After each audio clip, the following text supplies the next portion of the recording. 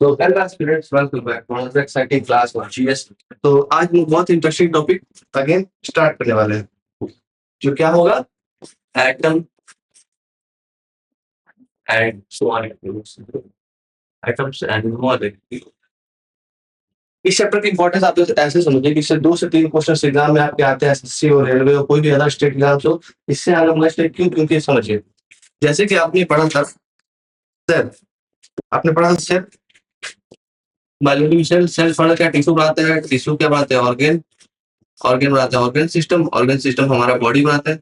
तो उसका सबसे बेसिक चैप्टर क्या था, बायोलॉजी का सेल। तो वैसे ही इस जब हमारे नॉन लिविंग वर्ल्ड में, नॉन लिविंग वर्ल्ड में सबसे इंपॉर्टेंट हो जाता है क्या, एटम, क्योंकि एटम भी यूनिट आते हैं स्मॉलेस्ट। अब एटम फर्दर क्या बनाते हैं, आप समझिए इस बात को। एटम्स फर्दर क्या बनाएंगे, एटम्स एक एलिमेंट के अंदर एक एलिमेंट्स के अंदर एटम होता है, और उसी एटम्स के अंदर एटम्स मिलकर बनाते हैं मॉलिक्यूल्स। मॉलिक्यूल्स फर्दर क्या बनाते हैं, कंपाउंड्स। कंपाउंड से हमारे वेरियस बॉडीज को बनाते हैं कंपाउंड। समझ पा रहे हो इस बात को? तो इसी कारण से हमारे जो एटम एंड मॉलिक्यूल चैप्टर है, ये बहुत इंपॉर्टेंट हो जाता है एग्जाम पॉइंट ऑफ व्यू से। मार्किंग को देखने, चाहे कॉन्सेप्ट वाइज देखने, ये सारे बहुत ही हेल्पफुल होते हैं हमारे लिए। तो आप इस चैप्टर को बहुत सिंसियरली देखिएगा, 2 से 3 क्वेश्चन आपके बनते ही बनते हैं। तो अभी के लिए हम इस चैप्टर को स्टार्ट करते हैं। समझ कैसे? चैप्टर का नाम स्टार्ट होता है एटम्स एंड मॉलिक्यूल्स से। जी, एटम्स एंड मॉलिक्यूल्स। तो एटम्स एंड मॉलिक्यूल्स सबसे पहले समझते हैं एटम शब्द क्या है। तो सुनिए, एटम शब्द जो आया है हमारा डेमोक्रेटिस द्वारा। एटम शब्द किसके द्वारा दिया गया है? हमारा जो एटम शब्द है, हमारा एटम शब्द है, ये दिया गया हमारा डेमोक्रेटिस के द्वारा। सुनिए, हमारे इंडिया में भी महान साइंटिस्ट हुए थे, महर्षि कर्नाड, इन्होंने इसके ऊपर सेम का कॉन्सेप्ट दिया था परमाणु नाम से। हमने भी पढ़ के 3 से इन्होंने आए और इन्होंने कॉन्सेप्ट दे दिया, तो नाम हो गया एटम और डेमोक्रेटिस। तो फर्दर देखो इसको पढ़ेंगे हम इसके बारे में, तो आप जानोगे क्या कि एटम होते क्या। It is a fundamental unit, fundamental unit of matter, fundamental unit of matter. ठीक, फिर समझोगे आप, building block of matter, building block of matter.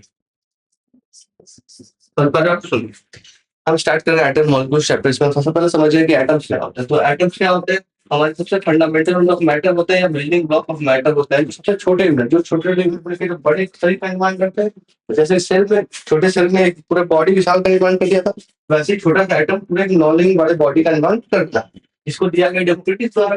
ये हमारे क्या है, फंडामेंटल यूनिट ऑफ मैटर है, बिल्डिंग ब्लॉक ऑफ मैटर। अब आप एक नाम बार बार सुन रहे हो क्या, मैटर। तो इस मैटर को क्लियर कर लेता है। लड़कों में तो बहुत पॉपुलर है आपका ये मैटर, वो तो ज्यादा जानते हो। पर हम यहाँ साइंस के बारे में बात कर रहे थे, मैटर क्या होता है।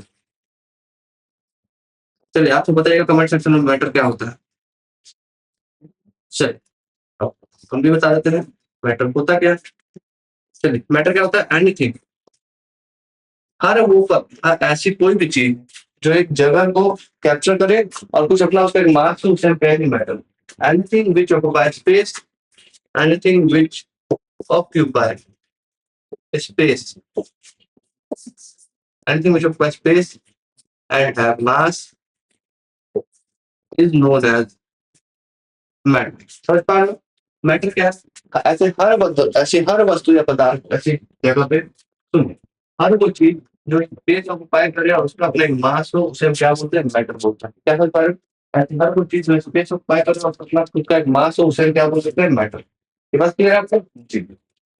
तो अभी आपको जो मैटर क्या जाएगा, आइटम्स को लेकर आता है कि आइटम्स ऑफ डेमोक्रेटिस दिया हुआ, जिसको मतलब क्या होता है, fundamental unit of matter, building block of matter. इसका एक इंट्रोडक्शन आपके माइंड में जा रहा है कि आखिरकार आइटम्स होते क्या है।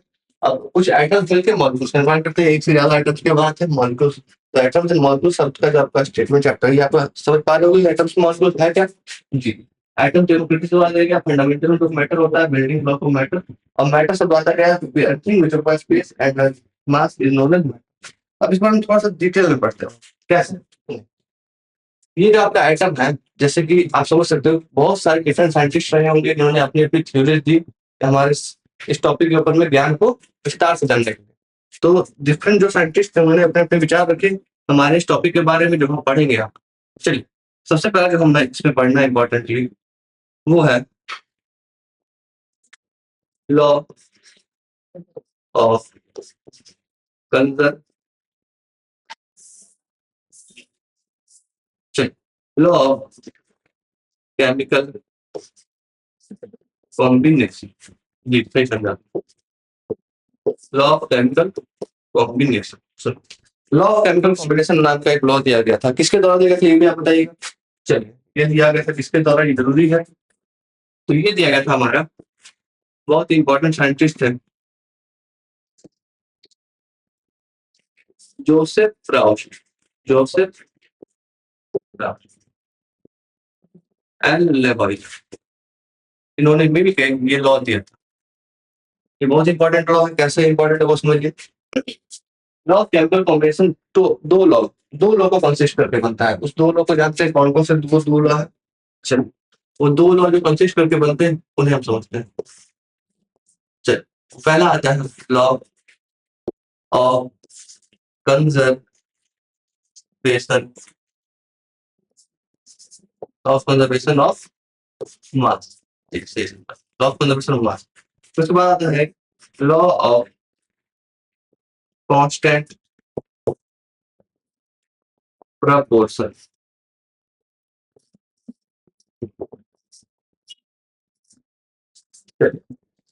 हमने अभी तक आपको बताया आइटम एंड मॉलिक्यूल्स के बारे में जानकारी दी आपने, फिर कैसे कैसे आइटम्स के बारे में जानकारी दी हमने, कुछ साइंटिस्ट ने जैसे प्राउच एंड लेबॉयटर ने कुछ लॉ दिया था, लॉ ऑफ केमिकल कॉम्बिनेशन। अभी लॉ ऑफ केमिकल कॉम्बिनेशन सबसे पहले समझ पा रहे हो कि आपके कंबाइन किया था दो लोग, तो आपके दो लोग कौन से, लॉ ऑफ कंजर्वेशन ऑफ मास और आपके लॉ ऑफ कांस्टेंट प्रोपोर्शन। ये आपके दो लॉ दिए गए। अब ये दोनों लॉ बहुत ज्यादा जरूरी है, उसको ध्यान रखिए। चलिए, तो पहले वाला समझते हैं हम। चलिए, law of conservation of mass, law of conservation of मास ये क्या कहता है उसको समझ लीजिए। फिर हम क्या जानेंगे, लॉ ऑफ कांस्टेंट प्रोपोर्शन। चलिए, लॉ ऑफ कंजर्वेशन ऑफ मास क्या बोलता है, पर मास ये जानने से पहले आप समझिए कि रिएक्शन क्या होता है। रिएक्शन, तो आप मुझे कोई बताइएगा रिएक्शन क्या होता है। जी चलिए, रिएक्शन समझिए। मान लीजिए कोई भी दो एलिमेंट है, एक ए एलिमेंट और एक बी एलिमेंट। ए और बी एलिमेंट मिलकर रिएक्ट करेगा, बनाएगा प्रोडक्ट बी। समझ पा रहे हो। तो राइट साइड और लेफ्ट साइड में क्या है, हमारे लेफ्ट साइड में जो आते हैं उन्हें हम बोलते हैं क्या, रिएक्टेंट। जी, रिएक्टेंट। और जो इस साइड आते हैं वो हमारे होते हैं प्रोडक्ट। हमारे दो रिएक्टेंट या दो से ज्यादा रिएक्टेंट मिलकर कुछ प्रोडक्ट का फॉर्मेशन करते हैं, इसी प्रक्रिया को हम कहते हैं रिएक्शन। समझ पा रहे हैं। तो हमारे पास एक रिएक्टेंट आते हैं और हमारे पास एक प्रोडक्ट आते हैं। जी, तो आपको कहना है कि सर इसका इससे क्या रिलेशन, इसका ऐसे रिलेशन ऐसे relation. Law of conservation of मास कहता है क्या, law of conservation of mass, law of conservation of mass clearly state करता है क्या कि एक किसी रिएक्शन में जो मास होगा वो कंजर्व रह जाएगा। यानी आप समझिए कि जो मास ऑफ रिएक्टेंट होगा वो मास ऑफ प्रोडक्ट के इक्वल हो जाएगा। यानी क्या होगा, mass of reactant, mass of reactant equal to mass of product. देखिए, इसका आप कैसे समझ सकते, ये जो लॉ ऑफ कंजर्वेशन है ना, ये आपको और भी देखने मिलेगा फिजिक्स में, जैसे law of conservation of energy, law of conservation of momentum. कैसे समझते हो, इसमें क्या बताया गया था कि एनर्जी क्या होती है, कभी ना खत्म होती ना शुरू होती ना खत्म, वो ऐसे फॉर्म चेंज करती है एक से दूसरे। तो वैसे अगर आप इसमें लॉ ऑफ कंजर्वेशन ऑफ, तो ये क्या होगा, जो हमारा मास है वही कंजर्व रह जाएगा केमिकल रिएक्शन में, यानी कि रिएक्टेंट का जो मास होगा वही प्रोडक्ट का भी मास हो जाएगा। यानी कि mass of reactant equal to mass of product, it is what, law of conservation of mass. अब जब फर्दर इसको जानेंगे तो आप जानोगे क्या कि ये कंजर्वेशन ऑफ मास की हो चुका है, लॉ ऑफ कांस्टेंट प्रोपोर्शन। सुनिए, लॉ ऑफ कांस्टेंट प्रोपोर्शन समझने के लिए आपको समझना होगा, ठीक है, जो जाना था आपने यहाँ पे कंपाउंड, ये कंपाउंड क्या होता है, चलिए कंपाउंड करते हैं। टू और मोर एलिमेंट्स, टू और more elements combined in fixed proportion।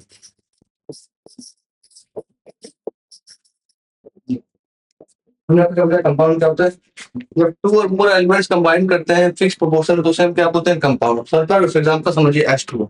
अब देखिए H2O में क्या है, 2:1 का रेशियो अगर आप पकड़ेंगे तो आप एक बात को समझ पाओगे, हाइड्रोजन के 2 एटम चाहिए, हमें ऑक्सीजन का एक सिंगल चाहिए। क्या आप ऐसा कर सकते हैं कि हाइड्रोजन के आप 6 एलिमेंट कर दो, 6 एटम्स कर दो और ऑक्सीजन के 7 कर दो, तो क्या वाटर मिल जाएगा? जी नहीं, वाटर नहीं मिलेगा। क्यों? क्योंकि इसके अपने फिक्स डायमेंशन क्या है इस रेशियो में। ऐसा रेशियो आप लोगे तभी आप इसको अचीव कर पाओगे। यानी दूसरे एलिमेंट्स के दूसरे अगर आप नंबर ऑफ एटम्स को चेंज कर दोगे तो ये चीज कंपाउंड फॉर्म नहीं करेगा, कंपाउंड फॉर्म नहीं करेगा। इतना आप समझ पा रहे हो? जी। हमने क्या समझा आपको कि law of chemical formation 2 law से बनता है। Law of conservation of mass, law of conservation of मास क्या बोलता है? एक रिएक्शन के दौरान जो आपका मास होगा वो कंजर्व रह जाएगा, यानी कि जो रिएक्टेंट के मास होंगे वो मास के प्रोडक्ट हो जाएंगे। ये बात समझ में आता है कि मास कंजर्व हो जाएगा। फिर लॉ ऑफ कांस्टेंट प्रोपोर्शन में आते हैं तो क्या पता चलता है? Elements combine to form elements combine to form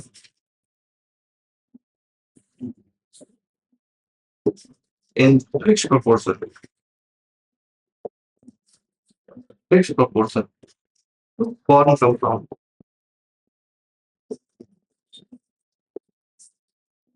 एक बात आप समझिए, लॉ ऑफ कांस्टेंट प्रोपोर्शन ये बताता है कि जो आपके कंपाउंड फॉर्म हुए डिफरेंट एलिमेंट्स को मिला करके उनका रेशियो हमेशा फिक्स रहेगा। कांस्टेंट प्रोपोर्शन यानी उनका प्रोपोर्शन हमेशा फिक्स यानी कांस्टेंट रहना चाहिए, तब जाके law of constant proportion fix होगा।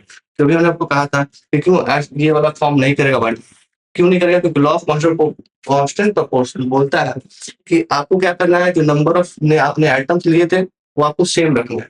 आपने हाइड्रोजन के यहाँ पे 2 लिया, सिंगल आइटम एक के लिए ऑक्सीजन के, तो आपको यहाँ पे भी 2 रखना था हाइड्रोजन के और ऑक्सीजन के आपको सिंगल रखना था। इससे आपको क्लैरिटी आएगी।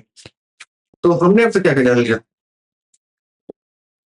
हमने अब तक बहुत अच्छे से जान लिया कि लॉ ऑफ केमिकल कॉम्बिनेशन क्या होता है। लॉ ऑफ केमिकल कॉम्बिनेशन दिया गया जॉसेफ फ्रॉस्ट एंड लावॉयजर के द्वारा, जो 2 लॉ कंसिस्ट करता है, law of conservation of mass and law of constant proportion. ये दोनों का क्लैरिटी आपको आ चुका है। रिएक्शन कैसे काम करता है, लॉ ऑफ कांस्टेंट प्रोपोर्शन कैसे काम करता है। तो चलिए अब हमने क्या जान लिया? एटम्स के बारे में, लॉ के बारे में।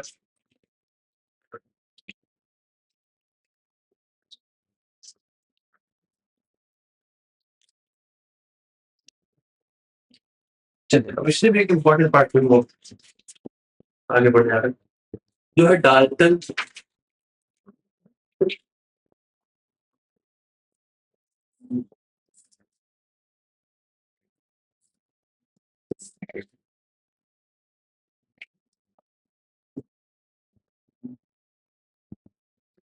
सुन।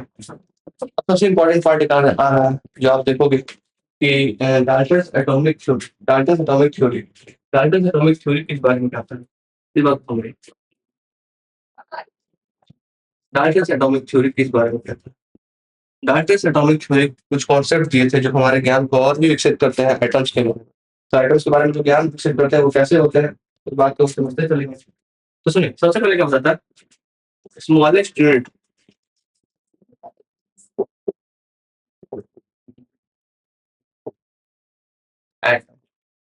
मतलब सुनिए सबसे पहले क्या करता है, सुनिए पेयर में समझिएगा तो आपको याद रखना है।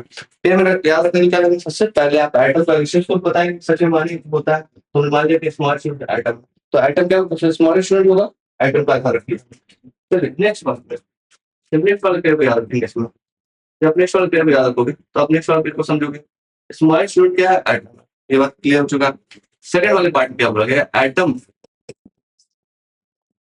इज इनडिविजिबल, यानी एटम क्या होंगे, इनडिविजिबल होंगे, इनडिविजिबल होंगे and can neither be created, neither be created nor be destroyed। हर बार आप इस बात को जी, हमने सबसे पहले क्या बताया कि एटम जैसे होते हैं कुछ स्मॉल एटम। फिर सेकंड में क्या होता है कि एटम इंडिविजुअल होता है और उसको हम क्या कर सकते हैं, ना क्रिएट कर सकते हैं ना डिस्ट्रॉय कर सकते हैं। ऐसा नहीं है कि आप घर में जाके अपने किचन में बना लोगे एटम को, समझ पा रहे हो बात जी। ये बात क्लियर हो गया, पेयर में याद रखिएगा। चलिए नेक्स्ट पेयर को समझते हैं। सुनिए अब हमने आपको बताया, मान लीजिए एक बार कि आप क्या करिए, HCl और H2SO4, चलिए HCl और H2 से आप हाइड्रोजन निकालें, ये वाला हाइड्रोजन और ये वाला हाइड्रोजन। तो दोनों हाइड्रोजन डिफरेंट होंगे? जी नहीं, दोनों हाइड्रोजन डिफरेंट नहीं होंगे, ये दोनों ही सेम होंगे, दोनों ही सेम होंगे, ठीक है? क्यों? क्योंकि यहाँ पे बोला गया डाल्टन एटॉमिक थ्योरी में atoms of same element, atoms of same element, atoms of same element are identical, identical किसमें? Identical in physical, physical and chemical properties, chemical properties. सरकार ने बस कि एटम सेम एलिमेंट के सेम ही होंगे, यानी आप कहीं पे आप दुनिया के मंगल ग्रह से उठाए जाएंगे, आप यहाँ पृथ्वी से उठाइए, हाइड्रोजन जो होंगे कहीं पे भी रहेंगे, अब सेम एलिमेंट्स के सेम ही रहेंगे। सरकार हाइड्रोजन एलिमेंट है, दूसरे कहीं के भी डिफरेंट एलिमेंट आपके सेम, हाइड्रोजन एक एलिमेंट है और दूसरा हाइड्रोजन एक एलिमेंट है, दोनों सेम होंगे। क्या? फिजिकल और केमिकल प्रॉपर्टी सेम हो। अब इसका उल्टा भी सही होगा जी। एटम्स ऑफ डिफरेंट, अब मान लीजिए इसी एटम से आप क्या करिए, आप क्लोरीन उठा लीजिए और फिर आप ऑक्सीजन उठाए, दोनों सेम होंगे क्या? नहीं, दोनों अलग होंगे। जस्ट वैसे ही atoms of different element, different element are different in physical and chemical properties जी। तो जब सेम होंगे तो सेम होंगे और जब डिफरेंट होंगे तो डिफरेंट होंगे, सीधा बात मुझे atom of same element are same and atom of different elements are different, बस सीधा। अब इसके बाद वाले पार्ट में बात,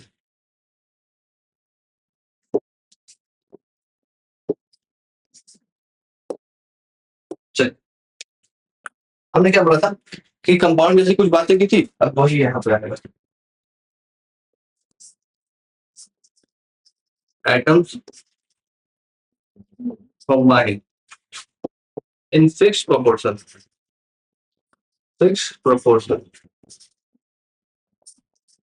fixed proportion to form, to form compound। जी आप समझ पा रहे हो, एटम कंबाइन करते हैं फिक्स प्रोपोर्शन में टू फॉर्म कंपाउंड, यानी कंपाउंड फॉर्म कैसे होगा? जब एटम फिक्स प्रोपोर्शन में कंबाइन करेंगे तो वो फॉर्म करेगा कंपाउंड। अब सुनिए, इसके अंदर कंपाउंड फॉर्म करने का यही सिर्फ जरूरी नहीं, जैसे कि यहाँ पे आपने H2 फॉर्म किया तो आपने हाइड्रोजन को यूज किया, हाइड्रोजन को यूज किया और आपने ऑक्सीजन को यूज किया, यहाँ पे H2O में आपने हाइड्रोजन को यूज किया, आपने ऑक्सीजन को यूज किया। एक बात समझिए, जो हाइड्रोजन फॉर्म आपने यूज किया है, हाइड्रोजन के 2 एटम चाहिए था आपको, ऑक्सीजन के सिंगल चाहिए थे, तो आपको इसमें क्या करना है? कंपाउंड फॉर्म करना है, पहला रेशियो 2:1 रेशियो में होना ही चाहिए। दूसरा, हाइड्रोजन के 2 रहेंगे और सिंगल रहेंगे एटम किसके? ऑक्सीजन के, तो क्या बच जाता है? Number and kinds, number and kinds of atom must be same in compound।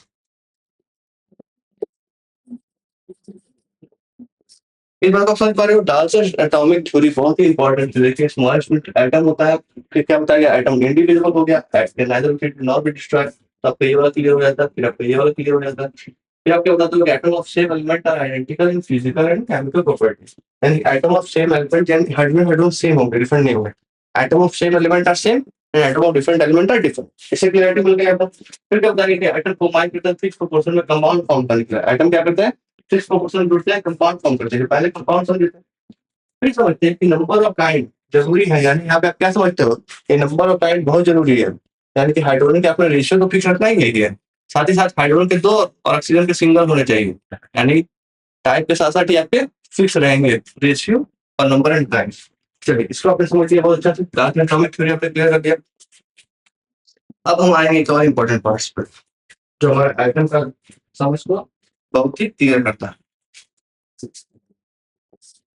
जिसका नाम क्या होगा?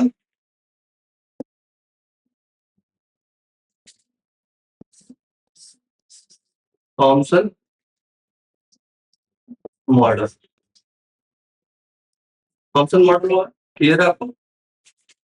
थॉमसन मॉडल ये होगा, तो आपको ध्यान देना फंक्शनल मॉडल क्या होता है, कैसे होता है। एक बार सुनिए, आपने ये देखा है वाटरमेलन, वाटरमेलन जी। तो तरबूज में एक बात आप नोटिस करिए कि बड़ा सा तरबूज होता है, उसके अंदर कुछ मासेस होती है जो आप कंज्यूम करते हैं, और कुछ बीज होते हैं, सीड्स होते हैं।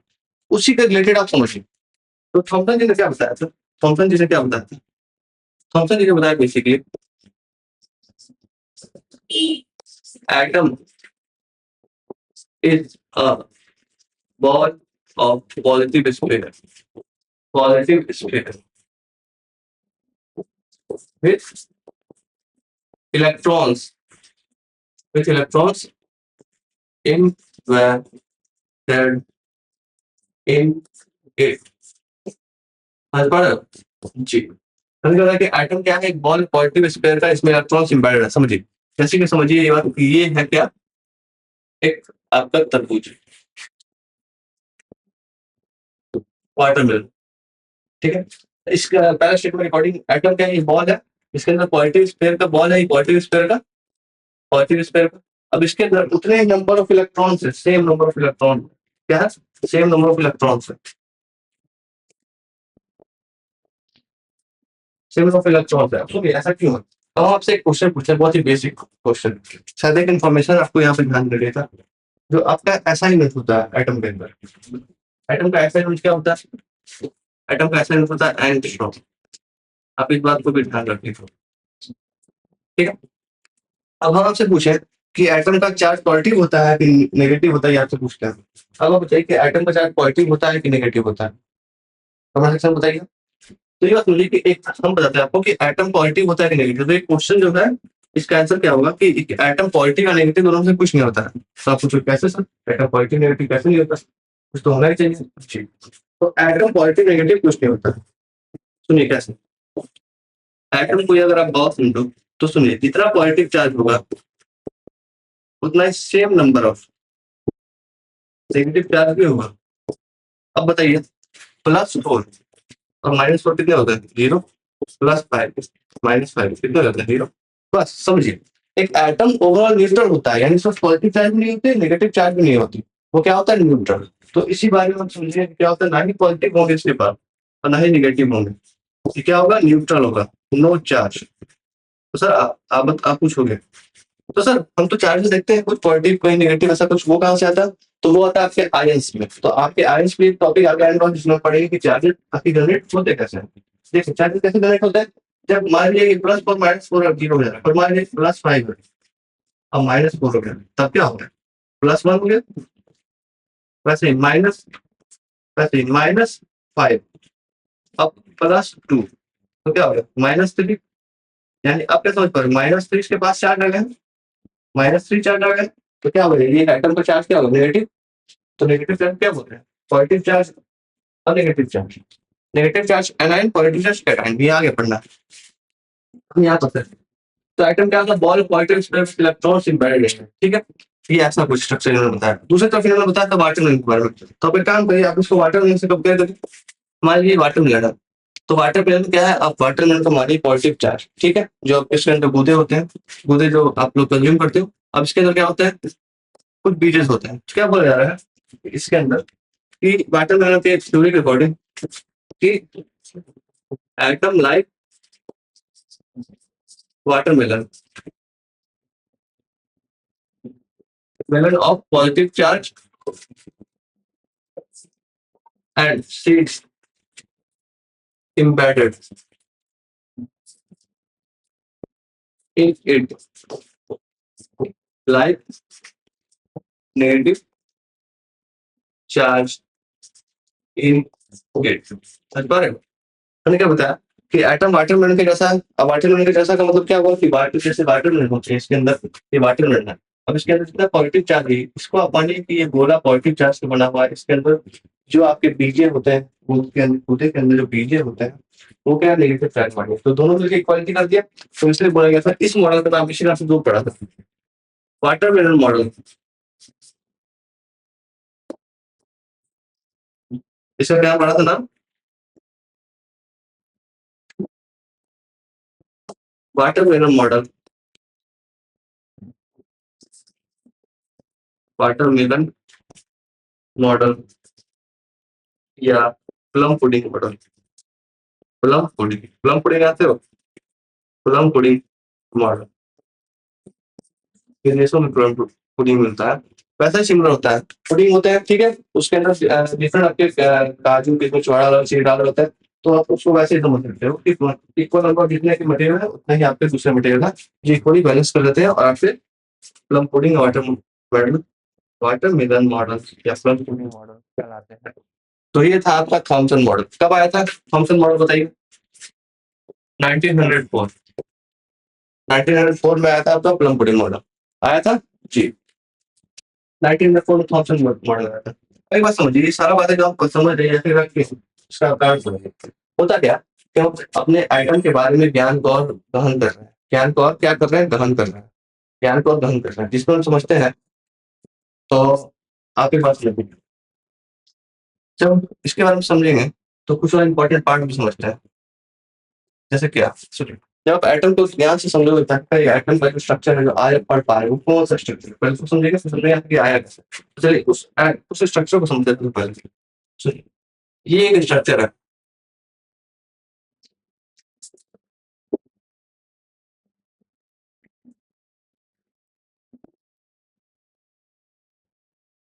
चलिए,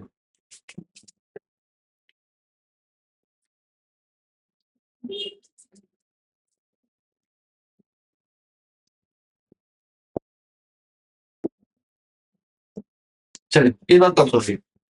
समझिए एक बात कि ये एक स्ट्रक्चर है।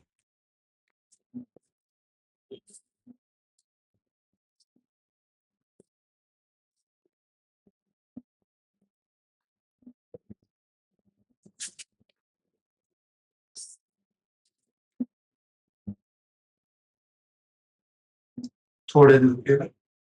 जी, बस स्ट्रक्चर को समझ लेते हैं हम। चलिए इस बात को समझिए। ये समझिए आज जो स्ट्रक्चर है एटम के पहले वो समझते हैं वो है क्या, फिर समझिए वो आया कैसे। तो आज के स्ट्रक्चर है उसको ऐसे सोचिए।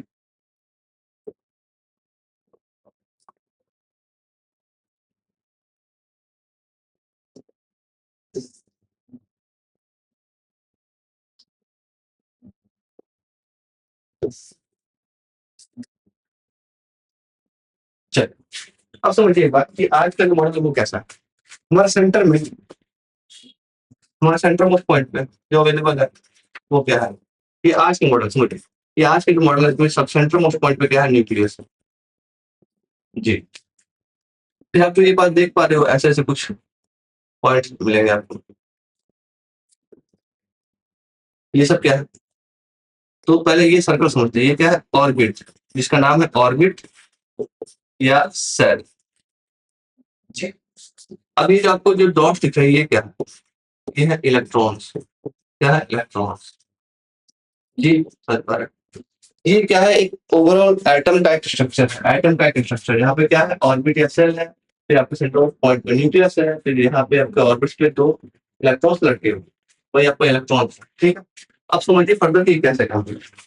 हमारा एटम जो है, हमारा एटम क्या है, ओवरऑल न्यूट्रल है, यानी इसके पास क्या है, ना पॉजिटिव चार्ज ना नेगेटिव चार्ज, ये न्यूट्रल है, न्यूट्रल, ठीक है। अब एटम के अंदर फर्दर क्या है, पिछले कार्बन एटॉमिक में क्या बताया गया, इंडिविजुअल है, वहीं पे गलती आ गई, ये एटम्स इंडिविजुअल नहीं है, इनके पास क्या है, सब एटॉमिक पार्टिकल्स, सब एटॉमिक पार्टिकल्स। और एक बात भी क्लियर रखिएगा कि सब एटॉमिक पार्टिकल जो आप तीन समझते हैं वो भी तीन भी नहीं है, यानी आप तीन क्या डालते हो, इलेक्ट्रॉन,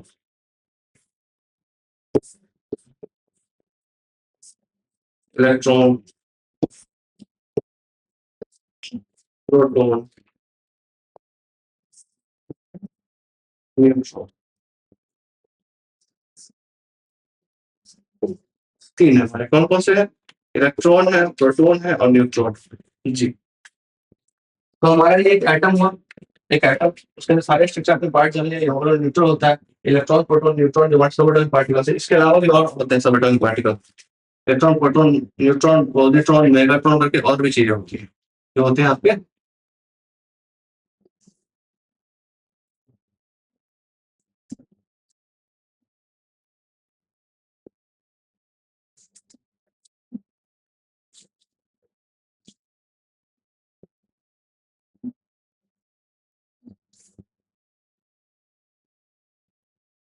चलिए, ये बात तो समझिए आप कि ये इलेक्ट्रॉन, प्रोटॉन, न्यूट्रॉन है, ये कैसे यूज़फुल है?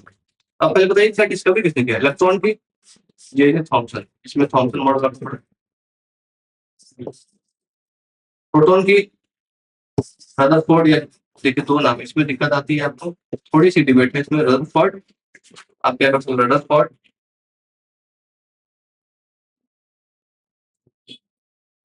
रदरफोर्ड,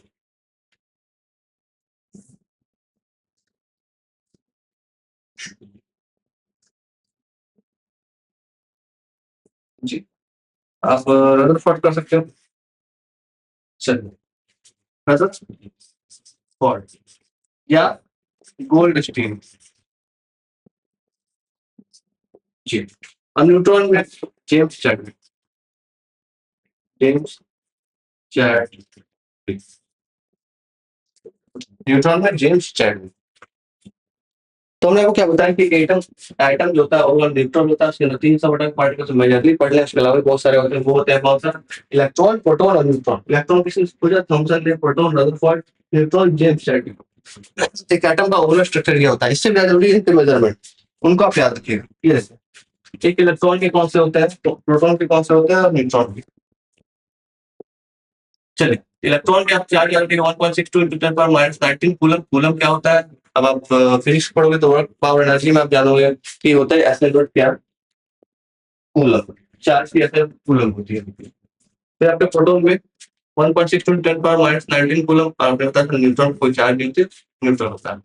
फिर आप मास देखिए 9.1 10 power minus 21 kg, 1.673 into 10 power minus 27 kg, और हमारे न्यूट्रॉन का 1.675 into 10 power minus 27। अब एक बात समझिए और आप हमको बताइए, इसमें आपको भारी कौन सा दिख रहा है? इलेक्ट्रॉन, प्रोटॉन, न्यूट्रॉन, अच्छा उल्टा करिए, सबसे हल्का कौन सा दिख रहा है? बताइए, सबसे हल्का, जी। आपको तो यहाँ पे नंबर दिखते हो 9, तो बोलते हैं आपके सर इलेक्ट्रॉन भारी, पर नहीं। आप यहाँ पे देखिए 127 माइनस 21, तो क्या होता है यहाँ पे? इलेक्ट्रॉन सबसे क्या होता है? हल्के होते हैं। इलेक्ट्रॉन सबसे हल्के होते हैं, जी। इलेक्ट्रॉन सबसे हल्के होते हैं, प्रोटॉन और न्यूट्रॉन। ये सुनिए, इनफैक्ट एक एटम का जो सारा वजन होता है वो कहाँ, न्यूक्लियस में डिसाइड करता है। एटम का जो ज्यादातर वेट होता है, एटम का जो मास होता है, एटम का जो मास होता है वो कहाँ होता है? न्यूक्लियस में होता है, न्यूक्लियस में। ये जो आपका मास होता है, एटम का जो मास होता है वो कहाँ होता है? न्यूक्लियस में। पर न्यूक्लियस में भी किसके पास, न्यूक्लियस में भी किसके पास, न्यूक्लियस में भी, न्यूक्लियस में भी आपके पास 2 एलिमेंट होता है। तो आपको न्यूक्लियस अभी बताएंगे आपको। इस न्यूक्लियस के अंदर क्या बचा है? क्या देखिए, ये न्यूक्लियस, और ये जो न्यूक्लियस वाले पार्ट आपको दिख रहा है, इस न्यूक्लियस के अंदर 2 चीज डिसाइड करता है, प्रोटॉन और न्यूट्रॉन। समझ पा रहे हो? जी। इस न्यूक्लियस के अंदर 2 चीज रहते हैं, कौन कौन से? प्रोटॉन और आपके न्यूट्रॉन। अब एक बात समझिए, इन दोनों को मिला के एक स्पेशल टर्म भी दिया गया है, उसको भी आपको याद रखना है। एक टर्म दिया गया है, उसे भी आपको याद रखना है। इसे हम क्या बोलते हैं? न्यूक्लियॉन्स। तो आपसे अगर हम पूछे एटम का जो मास होता है वो किसके पास होता है, आप क्या बोलोगे? न्यूक्लियॉन्स के पास होता है हमारे मास, न्यूक्लियॉन्स के पास, समझे? जो प्रोटॉन और न्यूट्रॉन से मिलकर बना होता है। तो आपने आज की क्लास में जान चुका है क्या क्या? हमने आपको आज की क्लास में बताया, एटम्स और मॉलिक्यूल्स का हमने इंट्रोडक्शन दिया। एटम्स बताया किसने दिया था? डेमोक्रिटस ने। फंडामेंटल ऑफ मैटर होता है। फिर हमने क्या जाना कि मैटर क्या होता है?